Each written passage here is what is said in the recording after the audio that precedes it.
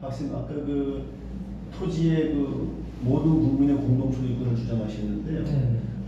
그 우리가 주장하신 이 배경에는 기본소득세를 우리가 받기 위해서는 네. 재원이 있어야 되잖아요. 네. 그 중에서 이 토지를 기반으로 모든 공동 소유권을 만약에 인정받는다면 네. 기본소득에 대한 주장도 할 수 있는 거 아닌가요? 네, 맞습니다. 예. 예. 토지에 대한 만민의 공동 소유권이 네. 사실은 그 어느 누가 봐도 타당하고 인정할 수밖에 없는 거거든요.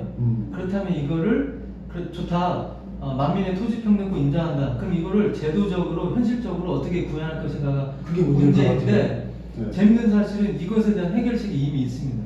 어떻게? 네. 그것도 이제 역사적으로 보면은 많은 사람들이 얘기를 해왔는데 구체적으로 제도적으로 얘기한 거는 헨리 조지라고 하는 미국의 지금은 뭐 이제 저 세상 뭐 지금이 아니라 아주 오래전에 저 세상에 가신 19세기 사람이니까 경제학자가 지대를 거두면 된다.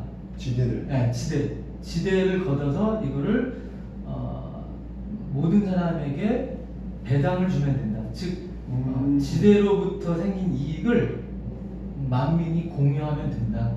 그거는 땅을 물리적으로 우리가 공동 소유하는 것과 똑같은 효과를 가지고 있다. 그렇잖아요. 예를 들어서 누구는 땅을 20평 갖고 있고 누구는 뭐 10평 갖고 있고 누구는 땅이 없다고 할 때 땅이 만민의 공동 소유권이라는 걸 인정한다면 20평 가진 사람은 20평의 땅을 계속해서 점유하고 사용하는 거잖아요. 그러면은 마치 우리가 물을 1리터 마신 사람이 1,000원 내면 2리터 마신 사람은 얼마 내죠? 2,000원 내는 것처럼 20평을 가진 사람이 20평의 땅을 점유하고 사용할 만큼의 세금을 내면 되고 10평 가진 사람이 10평의 땅을 점유하고 사용할 만큼 세금을 내면 되고 무주택자, 땅을 소유하지 않은 토지 무소유자 같은 경우는 땅에 대한 세금을 낼 필요가 없는 거죠. 소유 면적에 대한 지대를 낸 걸로만 가지고도 상당한 기본소득세를 이렇게 나눠주는 재원이 된다. 나올 수 있는 거죠. 네. 근데 이제 여기서 좀 더 디테일하게 들어가면은 단지 면적이 아니라 땅의 가치입니다. 왜냐하면은 강남 땅의 가치, 강북 땅의 가치, 또 지방 땅의 가치가 다 다르잖아요. 다르죠. 그래서 그러니까 오늘날 우리가 그 공시지가라고 해서 땅에 대해서 정부에서 매긴 지가가 있잖아요. 사실 그 공시지가는 실거래가하고 차이가 많죠. 맞아. 제가 이제 기사를 보니까 공시지가와 실거래가의 차이가 예를 들어 실거래가가 100만 원이다. 그럼 공시지가가 60만 원, 내지 70만 원 정도로 60%나 70%밖에 안 돼. 하향 표시. 그렇죠. 하향 낮게 이제 가치가 매겨져 있는데 어쨌거나 분명한 사실은 전국의 모든 토지에 대해서 공시지가, 즉 토지에 대한 가치가 이미 매겨져 있습니다. 가치가 매겨져 있다는 것은 세금을 매길 수 있다는 것이죠. 자, 그러면 이런 걸 시행하려면 네. 실제적으로는 지금 법제화해야 되는 과정이 필요하잖아요. 네. 이미 기득권을 가지고 있는 사람들이 네. 법으로 등기돼 있고 네. 등기돼 있는 것들을 또 물론 평수에 따라 땅의 가치에 따라 뭐 지대를 내야 되는 것도 좀 다르고 네, 다릅니다. 네. 그런 것들을 이제 법제화까지 되지 않으면 실현 가능성은 없잖아요. 네. 어떻게 이 법제화 과정을 우리가 가져갈 것이냐.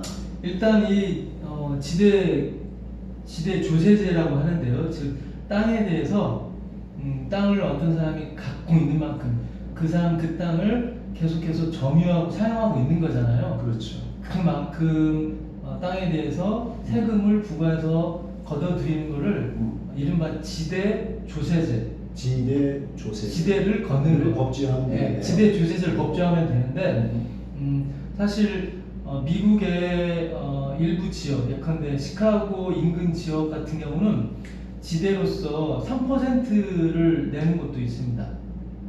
쉽게 질문이 있습니다. 네. 시청자 질문이 있습니다. 네네네. 최근 그 이재명 도지사가 네네. 그 국토 보유세라는 네. 예, 국토 보유세. 실제로 우리 현재 우리 세제에 국토 보유세라는 항목이 있는지 하고 네네. 그다음에 그 지금 말씀하신 지대 네. 예, 지대 소득세라고 그러셨나요? 그것과 민주당의 이재명 도지사가 이야기한 국토 보유세가 같은 건가요? 아니면 차이가 있는 개념인가요?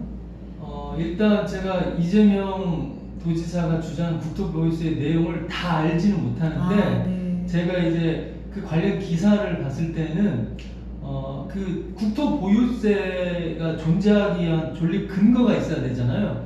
그 근거는 바로 제가 말한 것처럼 땅은 인간이 만든 게 아니다. 그리고 모든 국민은 그 국가의 국토에 대해서 동일한 권리를 갖는다라고 하는 만민의 토지 평등권에 기반을 두고 있다는 것은 제가 이 부분을 확인했고요.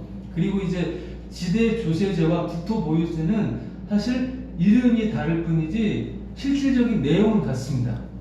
네.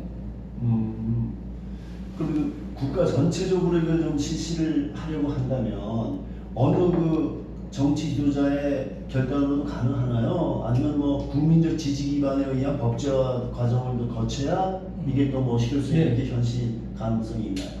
그건 뭐 그 법이나 제도를 만드는 과정을 우리가 좀 상식적으로 떠올려 보면은 대통령이 갖고 있는 권한으로서 만들 수 있는 뭐 법령 같은 건 있지만 네.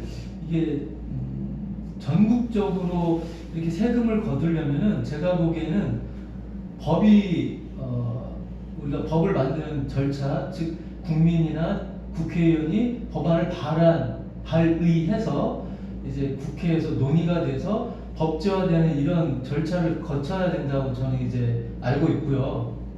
다만 이제 어떤 법이건 국민들이 원하는 법이면 당연히 만들어야 되죠. 그렇죠. 예. 그리고 그게 또 이제 사회의 정의와 사회에 필요한 법이라면은 당연히 만들어져야 되는데 이 만민의 토지 평등권을 기본적으로 헌법에 명시해야 되고 그리고 또 이제 그 헌법으로부터 비롯된 구체적인 법령들이 나와야 된다고 저는 생각합니다. 그런데 지금 현재 현실적으로는 국회가 입법기관으로 존재하고 있고 그러다 보니 국회에서 이제 그걸 다 맡겨놓고 우리가 있는 입장인데 우리 일반 서민, 비기득권 그 서민층 입장 속에서는 답답해요. 네. 사실 국민들의 힘이 여론이 모여져서 좀 더 국민 여론이 담아내는 헌법이라든가 아니면 그 만민 그 토지평등권이 주장되어가지고 기본소득제에 대한 법안이 네. 만들어졌다면 네. 더 빠르게 진행될 수 있지 않을까. 네. 그래서 입법기관에 맡기는 것보다 또 우리가 아까 고민을 털어놨던 네. 날만 주인되지 말고 네. 상시 촛불광장을 만들어가지고 네. 우리가 법안 발의까지도 되어야 네. 좀 더 이 여론 지지 기반을 형성해가지고 네. 이 그렇죠. 소득 입법 기본제를 돼서 기본소득제를 만들어 나갈 수 있지 네. 않을까 생각하는데 네. 어떻게 네. 생각하세요?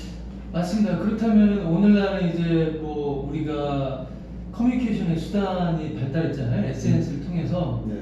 어떤 그 인터넷상에 뭐 아고라 굳이 뭐 어느 물리적인 공간에 모여서 얘기하지 않더라도 인터넷 아고라 광장을 통해서 국민들의 여론을 수렴할 수 있는데 기본적으로 저는 두 가지를 국민 여론을 한번 묻고 싶어요. 첫 번째로 땅은 인간이 만든 게 아니므로 모든 국민이 국토에 대해서 동일한 권리를 갖는다라고 하는 만민의 토지 평등권에 동의하는지를 국민 여론을 그 SNS를 통해서 물은 다음에 만약에 이것을 동의한다면 이것을 지대 조세제 혹은 뭐 이재명 도지사가 말하는 표현처럼 국토 보유세를 통해서 실현하려고 하는 것에 대한 국민의 찬반을 물어서 찬성한다면은 국토 보유세가 이제 법적으로 법제화돼야 되는 거죠. 일단 국토 보유세가 법제화되고 더 나아가 만약에 헌법으로까지 들어가게 되면은 그 이후에 남은 거는 이 국토 보유세 세율을 몇 %로 할까만 남은 거잖아요. 이런 예. 정책 결정을 정리하겠습니다. 하는 것을 네. 그냥 그 촛불광장을 상시적으로 온라인상으로 만들어 가지고 의제를 띄워서 네네. 그 모든 국민이 네. 그 주인으로 참여하는 온라인 광장에서 네. 1인 1표제로 네. 또 의사결정을 하는 과정을 간다 하더라도 충분히 가능한. 네, 좋은 방안 그렇죠. 같아요. 네, 네, 네.